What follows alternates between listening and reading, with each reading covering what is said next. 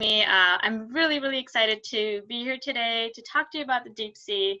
My name is Mugdha Flores. I am a marine biologist. I did my master's on deep sea fish, and the last couple of years I've had the opportunity to explore the deep sea, and really excited to be here and share that with you today and kind of hear your thoughts and what you think about, the life in these cold, dark, extreme environments. So let's get started. All right, before we jump into it, I really want to talk about what do we mean by the deep sea. The ocean has various depth zones, or about 5 different depth zones generally.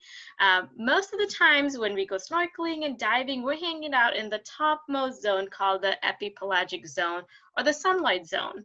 It's very easy to remember. There's lots of light. It also tends to be warmer. There's a lot of photosynthesis, lots of food, lots of really cool, diverse organisms. When you're on coral reefs, even when you're out on the open ocean, when you're on a boat or a ship, there's so much to see.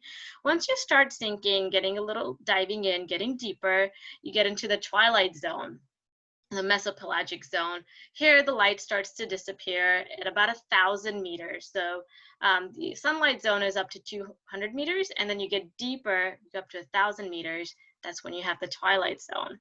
The chart also shows you how much it is in feet if you're interested in understanding by feet, by depth. Next we get into the bathypelagic, or the midnight zone. Midnight means it's dark. There's really, you can't really see much in here. Any light that's created here, it's created by the organisms that live here. It's called bioluminescence, and I'm going to show you tons of pictures, so don't worry. After that, we go into the abyss, or the abyssopelagic zone. A lot of these names come from Greek language. And the final one is Hadal zone. Those are like the deepest, darkest trenches, like the Marianas Trench, which is the deepest point in the ocean. It's about like 35,000 feet. Very deep, the Hadal zone.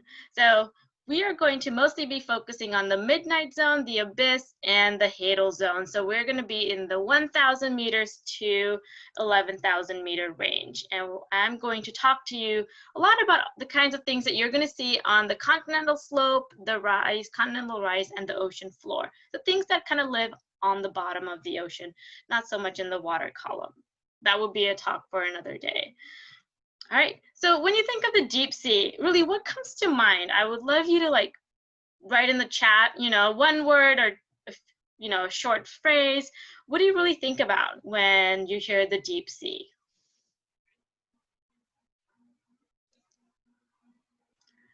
I give you guys about 10 seconds. Oh, fish that light up. Anglerfish, absolutely. With the light on its head, that's what it is. Ugly looking creatures, they are. But you know what? Once I tell you all their amazing adaptations, you will love them. I hope you will love them just as much as I do. Yes, funny fish that light up, see-through stuff, absolutely. That's another way they can kind of blend in the dark. Uncharted territory, that's very true. We have only explored a very tiny fraction of the ocean.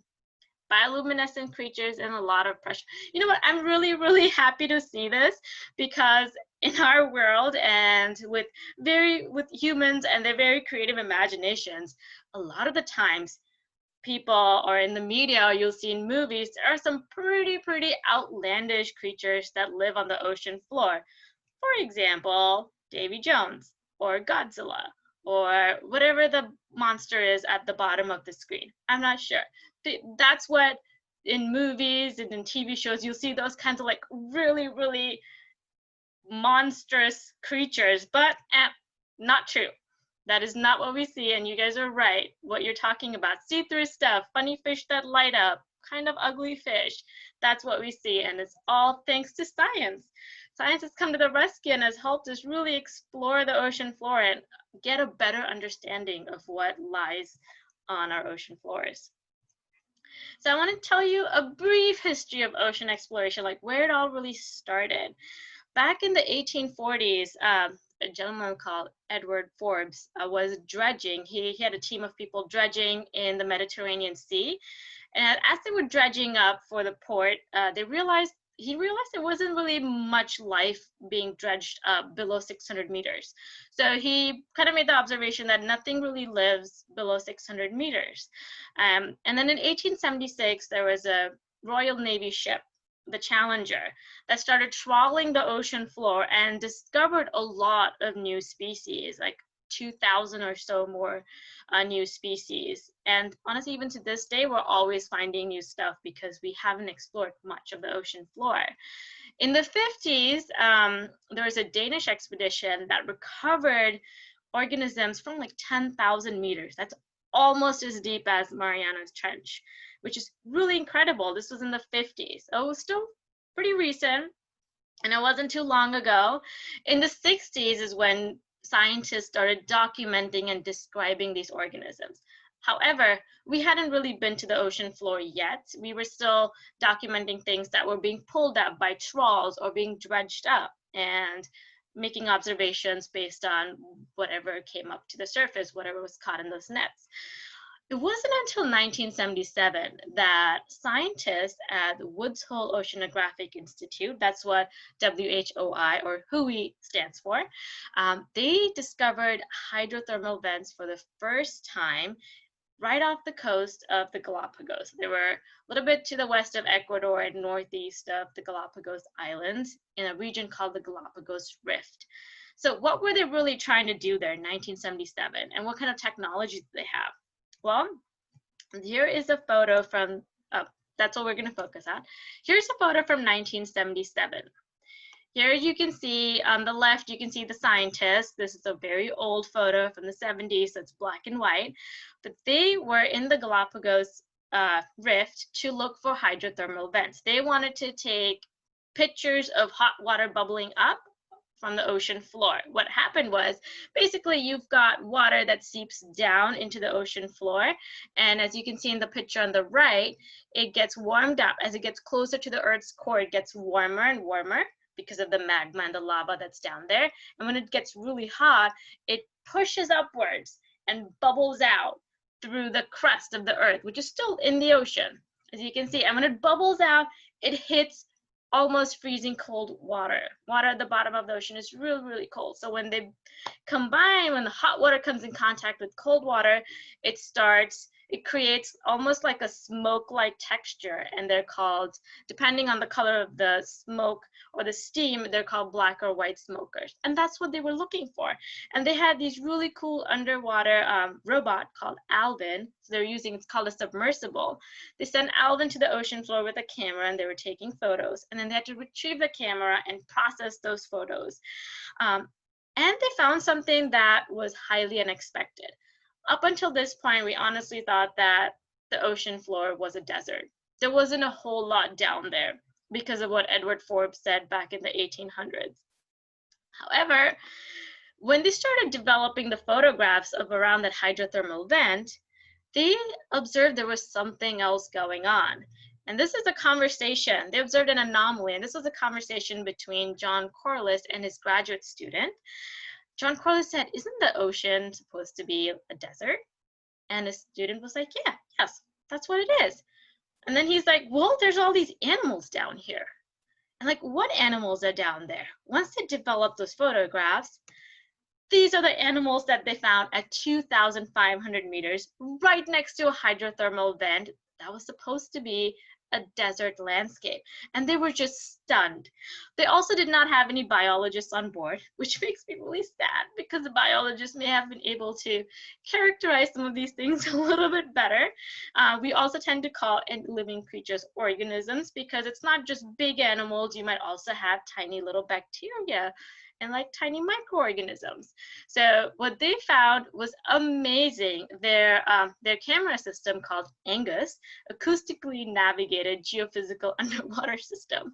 Scientists like to give them long names that shorten into actual names of people. So Angus took some photos and they found a skate. That's what this is, a long-nosed skate on the left-hand side. These red things with white tubes with the red tips, those are tube worms. Uh, there's also a fish in the middle of this photo, if you can see in the top right photo.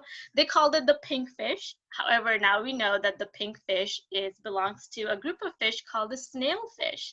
That's what it most likely is. And on the bottom, they also found an octopus.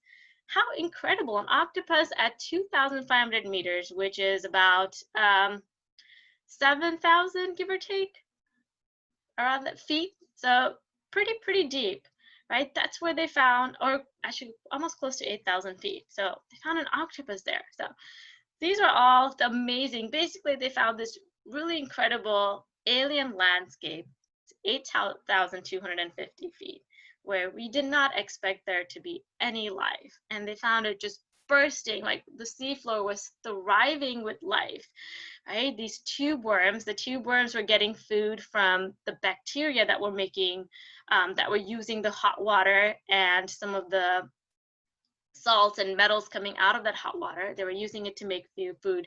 Tube worms were eating it. Then there were crabs and other organisms feeding on the tube worms. You can see some crabs in this photo. They're white. They're kind of, almost, they're really hard to see. They blend in pretty well with the tube worms. And then you had fish eating the crabs, and then you also had some octopus, probably eating crabs and clams and, the other invertebrates on the ocean floor. So truly incredible discovery. And this really changed our view of the ocean floor. This is when scientists realized, okay, we really need to develop more technology so we can go down to the ocean floor and really discover what else is out there, because now we know that life really thrives around some of these hydrothermal vents. So what other habitats exist? Right? So kind of coming back to what I talked about before, the different zones of the ocean, I want to remind you again, we're focusing on this extreme environmental zone, right? The midnight zone, the abyss, and the trenches are going to be, they're very similar in terms of what you see on the ocean floor. So that's the zone, these are the three zones we're focusing on. So like I said, these are extreme habitats. Hydrothermal vents are one of them.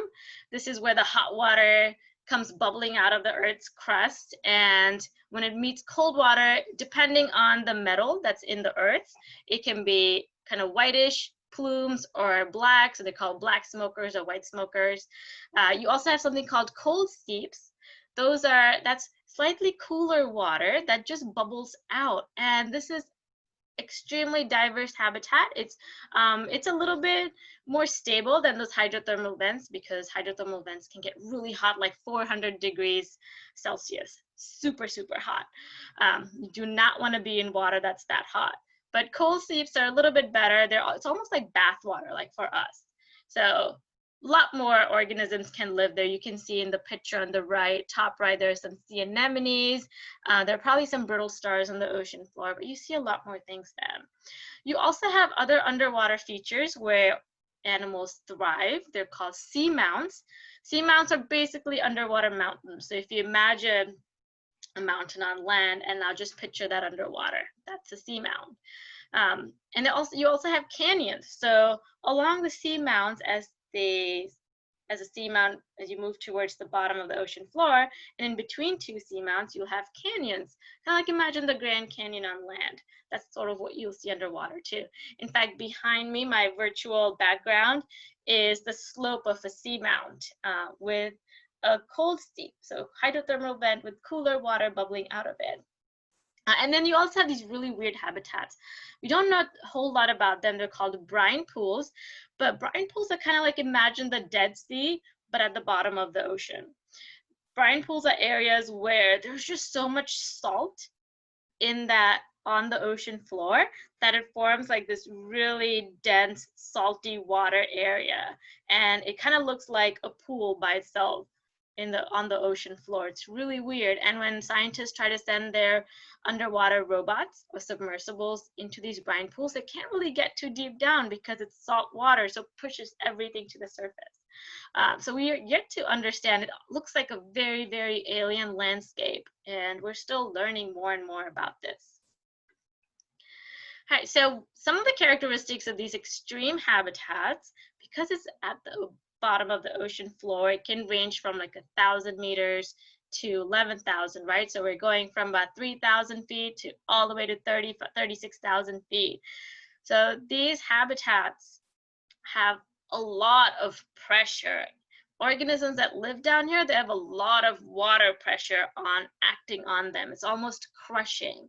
And they have some incredible adaptations. I will talk a little bit more about it. How can they survive here? The water is almost icy cold. It ranges between 0 to 4 degrees. That's the average temperature. When you get close to hydrothermal vents or cold seeps, it gets a little warmer. So you might see more life there. But generally the ocean floor, it's pretty cold. It's also pitch black. There isn't any sunlight here. So if you see any light but at the bottom of the ocean, it's coming from organisms like bioluminescence, so things that glow, like we talked about, like fish that glow. There are also jellyfish that do that too. And also, there isn't a whole lot of food here. And we'll talk about how do creatures here get their food. So this is considered an extreme habitat, and not a ton of things can survive here. When you think about our typical shallow water ecosystems, those fish and invertebrates, they really can't survive here at these very deep, extreme depths. So you will see some very interesting and fascinating cousins of those shallow water organisms that you might see while diving or snorkeling.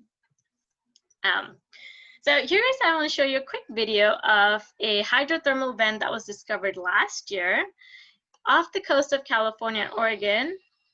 And there might be some sound. This was filmed on the Nautilus. It's also my background. Oh, that's so awesome. Katie's, 1 sec. We can, yeah, she's, oh, that's beautiful. Not in the van, I'll ask her later. Oh my gosh, that's amazing. Nice shot, Wayne. That's awesome. It's teamwork. So that's all warm water bubbling out from the ocean floor. Totally yeah. Okay, slowly. I like the blue lens flare. And what's really cool is that they had some video engineers and photographers. So what they did, they like placed lighting, the ROV in a certain angle, and they had like light coming from one angle, and so they were able to get this amazing shot of this hydrothermal vent. Coming wide, yep. Hold on. And here's another view of and this is on the slope of an underwater mountain, right? It's a ridge. It's almost like a canyon on the ocean floor. All right, so we're gonna pause that, and we're gonna move forward. So I'm gonna talk about now food. How do organisms down here get their food? On land and in the light zone of the ocean, you have plants and algae that use sunlight and they photosynthesize. So they use sunlight and carbon dioxide and they make food, and other organisms can come eat them, and that's what supports life where there's light. So what about where there's no light? How do you support life there? Well, what's interesting is here in this photo, you'll see all these yellow things, all these yellow blobs and little mounds. These are made by bacteria, and they're called, these bacteria use iron to make food. And this process is called chemosynthesis. Chemo means chemical, synthesis is to make food. So they're using chemicals. In this case, they're using iron to make food. So now these bacteria, they have plenty of iron to keep making food, right? And they're growing and they're thriving, which means that now other organisms like crabs or sea stars or brittle stars, things like that, can come in and start eating this bacteria. And that might attract fish and other larger things in the area. And that's what really supports food webs on the ocean floor. Another way that animals at the bottom of the ocean floor get food is through marine snow. What is marine snow? If you look at this photo again, you'll see all these little specks in the water column, little like yellowish dots. That's what is marine snow, and it's made up of decaying organic matter. So things that die at the surface of the water, or let's say a shark took a big bite out of a tuna fish, right? There's bits and parts of the tuna that are going to start breaking up, and they're going to start sinking to the ocean floor. There are also like microorganisms, algae and things that die and they start sinking to the ocean floor. And this is what sinks down as marine snow. And that's another way that anything that lives on the ocean floor can get food, is by feeding on this marine snow.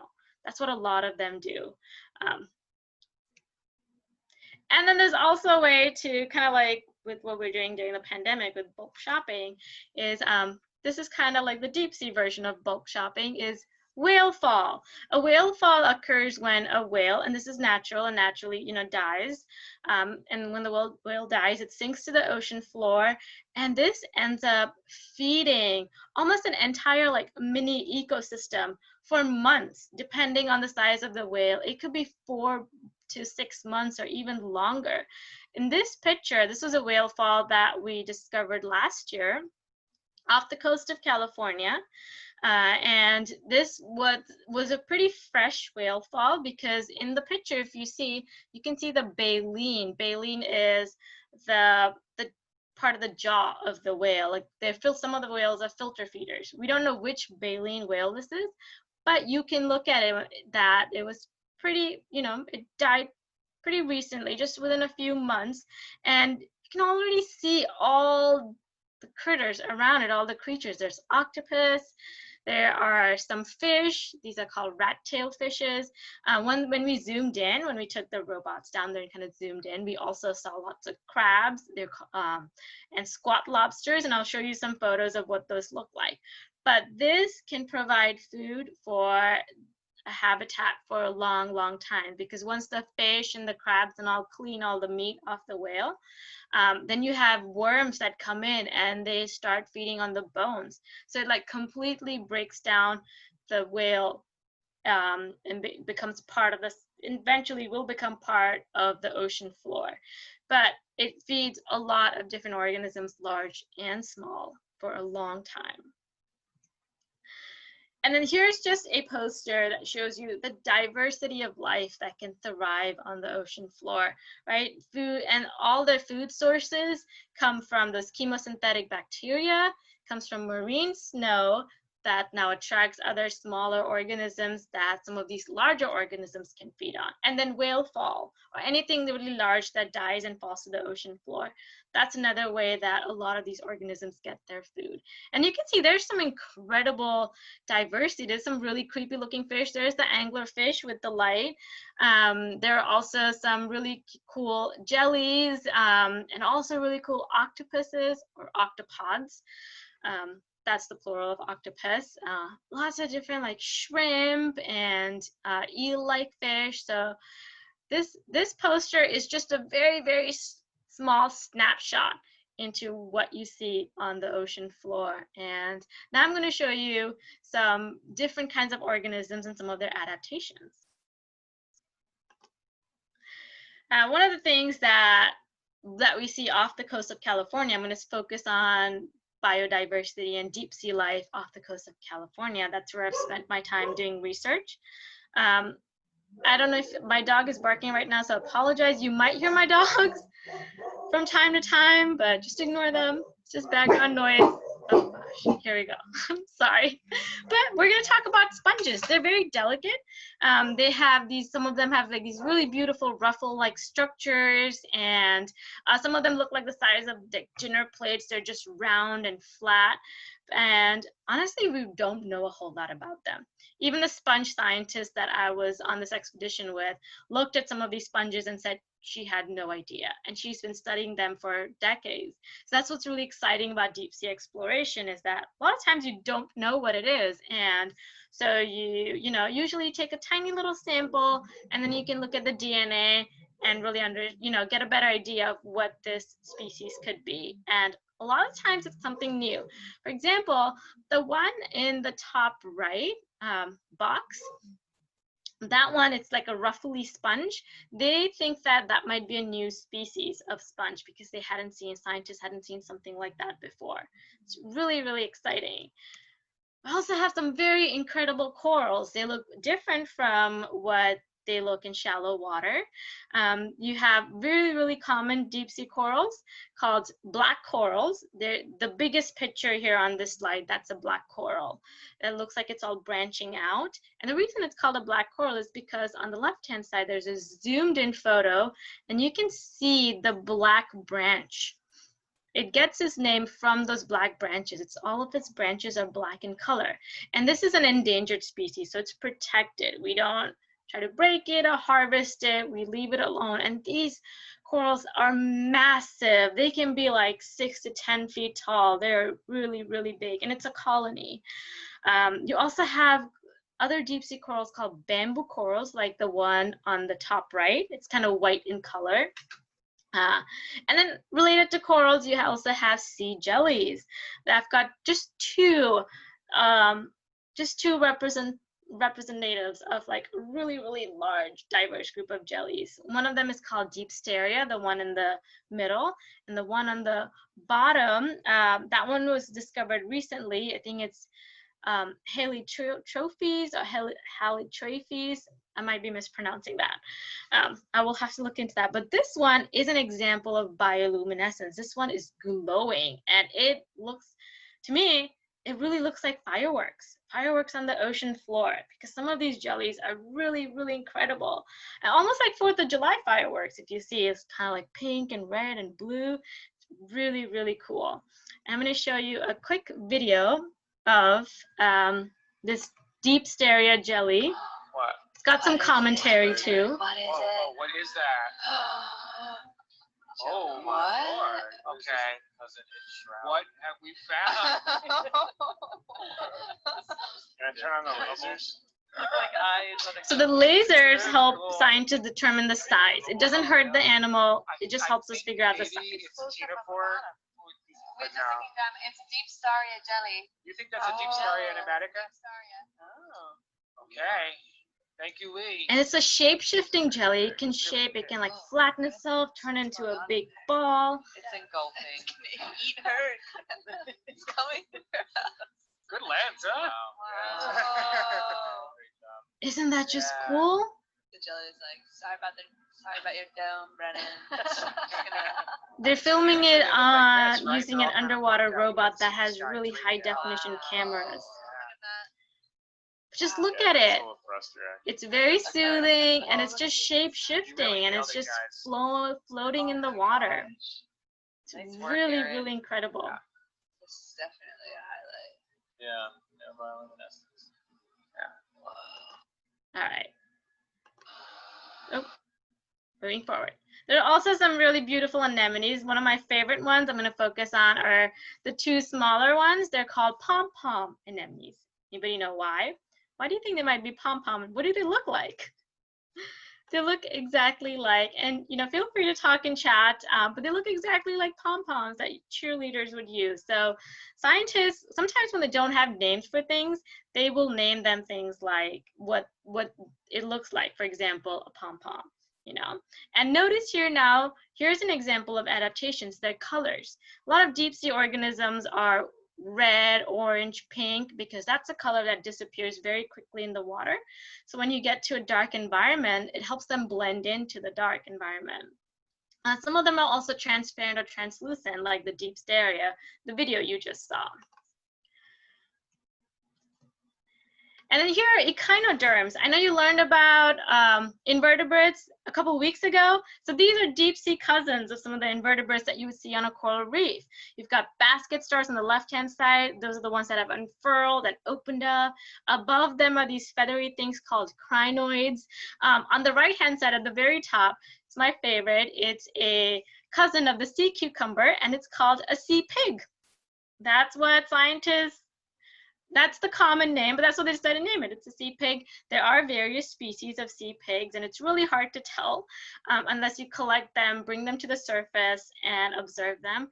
So when we see what, like as a scientist, I take a lot of notes when I'm seeing things on the ocean floor, and really I just take notes on what it is. If I see a sea pig, I'm like, oh, sea pig, looks about this large, or has try to describe it a little bit more, but it's really hard to tell the species unless we can look at it closer. The sea star, it's called a sun star, it's a type of a sun star, and then below it, the purple one is a cushion star. Yes, I know sea pigs don't really look like pigs, but I'm not sure why. Why they're called sea pigs. But that's the cool thing about being a deep sea explorer, is that to start with, you can name things based on, you know, whatever you think it looks like. And then we can collect DNA, we can collect some samples, you know, and then look at the DNA and determine what species it is. Now, there are also a lot of arthropods. Like arthropods are, you know, crabs, shrimp, lobsters. Are just some examples of these organisms. In the deep sea, you have sea spiders that have really, really long arms on the left. They look really creepy and crawly. However, again, really cool, you know, interesting organisms. One of my favorite ones is this white thing on the top. It's called a squat lobster, and it's actually a crab, but it's flattened. And it looks kind of like a lobster, so scientists decided to call it the squat lobster. Again, there are so many different species, it's really hard to tell by looking at the photo. So we're just going to go with squat lobster. And there's also shrimp, and they're usually kind of translucent, transparent, or they can be reddish in color. They typically belong to a family called mysid shrimp. So you have a diversity of crabs and lobsters and shrimp as well. Now I want to talk about, these are some favorites. A lot of people love cephalopods. These are octopus and squid. On the top left is, I can tell you this one's a very popular one. A lot of people love this one. It's called the Dumbo octopus. Again, it was called the Dumbo octopus because if you look at its flaps, which kind of look like ears, but they're not ears, but they're these flaps that kind of reminded scientists of Dumbo, the elephant. So Dumbo octopus. In the middle, you've got the giant Pacific octopus. These ones are really great at camouflage. Like in this photo, the octopus was originally blended in really well with the rock behind it. And when we got close to it with the robot, it started changing colors, kind of trying to warn us to back off. So we backed off. But they're really, really good at disguising themselves. And then here at the bottom one, it's a tiny little flapjack octopus. It's almost like a pancake, like it can flatten itself, or it can pop up, you know, and be more roundish, but it's really, really cute. And it always makes me happy when I see a flapjack octopus. It usually likes to stay on sandy bottoms and hangs out there. Here's another quick video. This is a good spot. This one is a googly-eyed stubby squid. Again, when we found this squid, we didn't know what type of squid it was, so they decided to call it the googly-eyed stubby squid until a biologist and an expert could really identify the species. But actually, I'm going to go back. So this is where they first discovered it. This is a team sailing on the Nautilus. Like the angle we are seeing it. No, And the angle, please. Maybe the lights. Maybe he's got this was a couple years ago. If I being selfish, it had weird. It's an octopus. Is it? Yeah. Yeah, it looks. The It body is. looks like those. It is totally. Well, cuttlefish and octopus are related, this- so Maybe he's got eyebrow and then Oh man. yeah, he's totally a cuttlefish. This is a different guy. Look at all of his tentacles are centered It's like on Davy. front of his face. It's like Davy Yeah, Jones. he doesn't look like they look like they painted off. Googly eyes. So yes, it does look fake. That was a comment somebody made too. Some other arrow we did just came before, just left it here. It's like some little kid dropped their toy. Absolutely, looks like a toy. Oh, He is awesome. That's a good focus right there. Seriously, Great what's focus. eyes? Just. It's freaking me out. I want to see him move. It's a. Do something. it's scared. That's why it's probably not doing anything. There's a bright light in its face. Maybe I'll change color. He's all veiny. You can see how like Yeah. reactive he is with all I his think this veins. is a good spot to end our watch. Right here Just until. stay here. All right, so that was the googly-eyed stubby squid. It is a real thing. It's not a fake toy. And notice that in the video, it has really large eyes. That's another adaptation that deep sea organisms have. It's because there's practically no light. They need really large eyes to be able to take in whatever little light there might be, so they can kind of make out at least shadows and shapes. So their eyes are highly adapted to a dark environment. So I'm sure the light was a little scary to this little squid. All right, and now I'm going to come to my what organisms that I researched are bony fish. And I'm also going to, because you've talked about sharks in the last couple of weeks, I'll also talk a little bit about their deep sea cousins of cartilaginous fish. So in the picture here, you see this big, massive school of deep sea fish called rockfish. And rockfish are actually, people eat them. They're a delicacy. So there's a deep sea fish. It's a big fishery off the coast of California and west coast of the United States. So people do eat rockfish. And here's just this really, what was incredible was we hadn't really seen them aggregate in so many numbers like this. It was really cool to see so many rockfish at once. And again, rockfish is just a general term. There are lots and lots of different species of rockfish. Here are two fish that I just want to use their photos to show some adaptations of deep sea fish. Both of these fish are belong to this group of fishes called rat tail fish because of their skinny, long tail, which kind of reminds, I guess, scientists of a rat's tail. But observe the color. They're not brightly colored like you would see on a coral reef. They're more gray or dark gray. Sometimes they're even black. They're usually darker colors so they can blend into the environment. Another thing, if you look at both of these fish, is their eyes. Their eyes are pretty large, especially their pupils. Again, they have adapted to live in almost a pitch black environment, so they have really large eyes so they can try to make out shadows and shapes. They can't really see things. However, their eyes help them detect even the tiniest amount of light, let's say from bioluminescence. They can detect it and they can tell shapes of things. These fish, scientists also discovered, have proteins in their muscles that help them live in these extreme environments. Those proteins had adapted to living under high pressure, so that's why their bodies don't get crushed by the extreme amounts of pressure from the water, because they're found at thousands and thousands of feet. You'll see them like 4,000 feet or even deeper.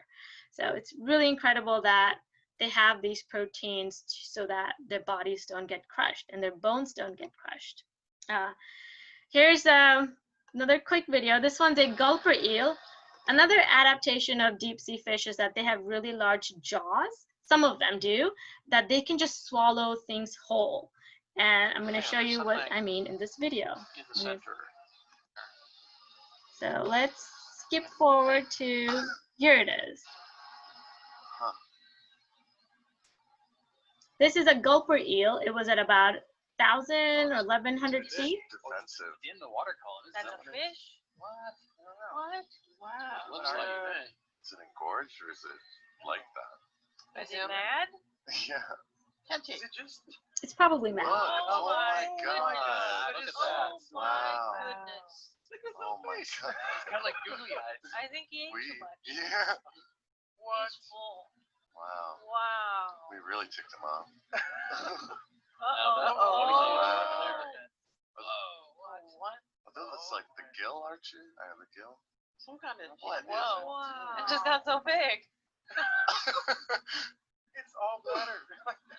Oh my god. That's his defense. Like, let me Oh, blow yeah. up so I can show him how big I am. Wow. Yep, he's doing the shake. What the Oh fuck? my god. Yes. Is that a gulper eel then? Wow. So, yeah. That is a gulper eel. That was. Who would have thought that that little skinny fish has such a big, giant mouth? It can really like swallow things twice its size if it wanted to. Its stomach expands too to fit food. And it's almost like a magic trick when it like shut its jaw. It's really, really cool. That was awesome. And then it swam away. You know, it probably felt a little threatened. There was a robot, something weird coming towards it. So but it did show its defense mechanism. And here I wanted to talk about a couple deep sea cousins of cartilaginous fish, which are like sharks and rays. On the top left is a deep sea skate. It's called a long-nosed skate because it has a really long nose. There's two like green dots in there. Those are laser pointers. They're 10 centimeters apart. So what's cool about this photo is that using those lasers, we can tell the size of that skate because it's about, since it's 10 centimeters apart, this is probably, I would say, like 60, 70 centimeters, give or take. You know, feel free to make a guess. A lot of deep sea organisms, actually all of them, are slow growing. There isn't a ton of food. It's really cold. It's really dark. There's a lot of pressure. These organisms are slow growing and they're slow moving. So there's definitely no Godzilla or Megalodon or anything like that at the bottom of the ocean floor. These creatures, in my opinion, are way, way cooler. And the only time they move really fast is when they want to eat. A lot of them that are predators are ambush predators, which means they lie in wait and they grab things as food goes by. And then they spend a lot of time digesting it and then just kind of lay there and don't do anything for a long time. On the bottom right is a deep sea cousin of sharks called a ghost shark or chimera. And I have one last video to show you of this ghost shark. Since I know some of you learned about sharks last week. During this time when scientists were observing this, there was no biologist on board. So you will hear them call it something that it is not. Wow. The fish. I think we better zoom on that. Hey, Yeah, zoom, please. what the? Whoa. You see how it's moving really, really slow. It looks like a rockfish. It does look like a rockfish. Wait. We've seen photos of rockfish. No, it's not a rockfish. I have no idea what this fish is. It's not friendly. See, it's a ghost shark. It looks like a fish, like. Sorry, I think every time I move my cursor, it stops. Yeah. Nice. Sushi. Not sushi. Nope. Is it that, or is it a parasitic fish attached to it? Oh. The red stuff is most likely food or remnants of food hanging off of it, out of its I mouth. don't think so. But the first images when it was coming like towards us, it looked like it had a fish head, like perfectly normal. Let me see, I think they're good. Sort of parasite. From here it doesn't And you look can like see the a eyes are really large too, and it's almost like this, parts of it are translucent, parts of it are gray. It helps it blend in the dark. Megan, do you have any guess? No. She's a geologist. I know, like a little but bit she's about done that. a lot of She this. flew behind it. I can tell you, like. There, you can see there's something in its mouth. It's carrying something in its mouth. How big is it? Turn the lasers on. Let's cook it with a laser. And here are the I lasers. do not know. I'm So gonna- it's not super big. It's probably like 30 or 40 centimeters long. All right, I think we're kind of running short on time. So what I'm going to do is just quickly skip through some of the technology. You know, some of the things we have to do before exploring is make maps of the ocean floor. And we can do that using sonar, which is, it doesn't make a lot of noise and it's not harmful to marine mammals, but it helps us find out what's on the ocean floor. And then once we have maps, we can use robots and send them to the bottom of the ocean. Some researchers like to dress their robots in costumes too, like this Luigi down here. It's called Sentry. They all have different names. Some of them carry people, some of them are just robots that we send to the ocean floor. They're all called some kind of a vehicle, remotely operated vehicle, autonomous vehicle, or human operated vehicle. This one is Alvin here. Alvin was the original submersible that found the hydrothermal, that was used to find hydrothermal vents, and now Alvin can take people down there. We also have technology to live stream everything. A lot of research expeditions do that now, that anybody can watch online from your home. So the things that scientists on the ship see, you can watch it from your home and help do science from home. We also have some really cool tools to collect samples. Engineers get very creative. They used a milk jug to make a scoop.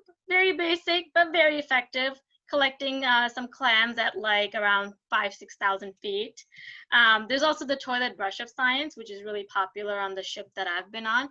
The toilet brush of science helps clean equipment that's on the bottom of the ocean floor. It's a very, very important tool. You want to get all the algae and the sand off.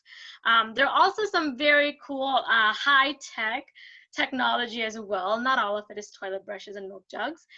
This is called the underwater gripper made by NASA. NASA wanted to find a way to create a gripper that would softly grab rocks. And they tested it out a couple years ago. I think they're working on making it better. But there's also a squishy robot fingers. I will not show this video, we're running short on time, but it's the opposite of gripper. It's used to grab soft things like a sea star or something you don't want to crush. So it's soft and squishy. So it's called squishy robot fingers. And I will share this presentation with Virginia so she can share these videos with you. Also want to say that deep sea exploration, no matter what you focus on, bacteria, fish, crabs, whale falls, octopus, it takes a team. It takes a team of engineers, scientists, educators. It just takes a big team to do this research, and it cannot be possible without teamwork. It really cannot. And there's just so much room to grow. So if it's a career that you're interested in, I highly, highly recommend, looking into it, because there's just so many different things you can do on a research ship and so many different things that you can research on the ocean floor. Very quickly, the deep sea habitat is changing. There are some threats to it, mainly from bottom trawling, which is when we fish for things at the bottom of the ocean floor, where we drag nets across the sea floor. And it basically destroys corals and sponges and any hard thing on the ocean floor and just leaves behind sandy bottom with not much life. There's also marine debris. These are photos that I took when one of the robots was on the ocean floor. There's an anemone growing on a plastic Ziploc bag. There's a bunch of anemones growing on a tire.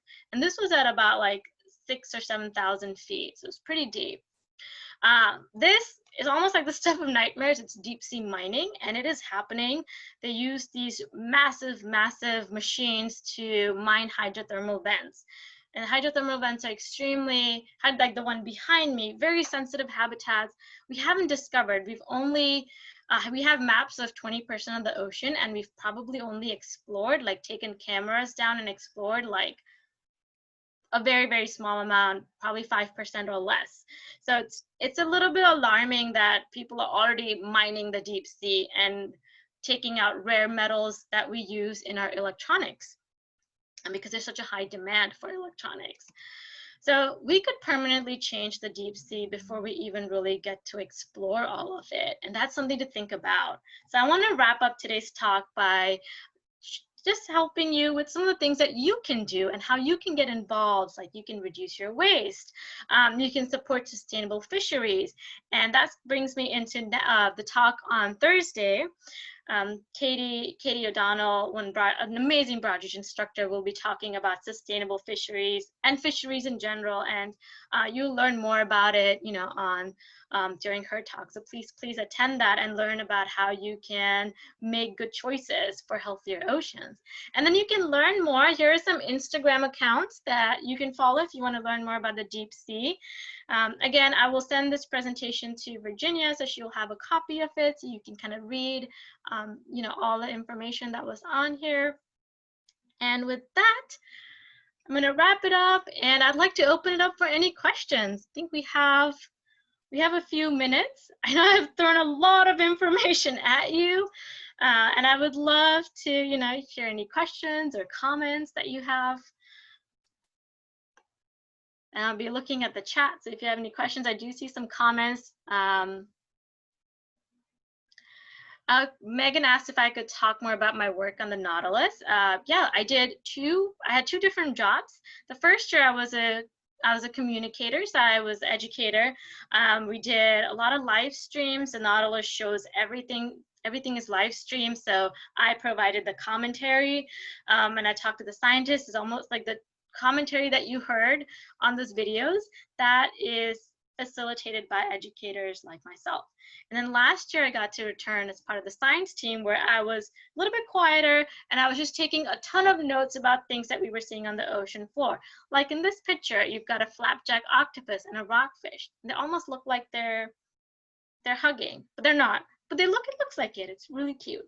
So I have been lucky enough to be able to do both research and education. Molly asked, how do you get started with the Korean marine biology? That's a really great question, Molly. I think you can start with just exploring, what's around you. Even if you don't live near the ocean, just being curious about what's outside. I know during this time, it's really difficult to get outside, and I would highly recommend being safe. However, get out there, be curious. There's tons of resources online, reading up on it. There are books. The newsletter has some resources as well. When you decide if you want to pursue this as a career, when you're going to college, reach out to professors. Do not be afraid to talk to professors and ask questions. Ask tons of questions. Ask for internship opportunities, volunteer opportunities, anything that you have time for, or just ask, because sometimes these jobs aren't advertised, so you just really have to ask people, send emails, and don't be afraid to do it. Do you have any more questions? If you all have any other questions that you think of as you read more things and explore things, you can always send them to brhq@gobroadreach.com, and then I cannot answer these questions, so I will reach out to Mugdha or whatever awesome instructors that we have that can help answer your questions. I'm going to go ahead and throw, Mugdha, I'm also going to throw a link to the Nautilus Live website in our chat, because it's really awesome. Everybody should check it out.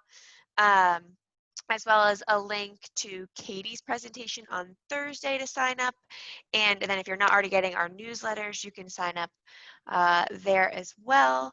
But this was just so fun. Thank you so much for being here. Thank you so much for having me. I had a lot of fun.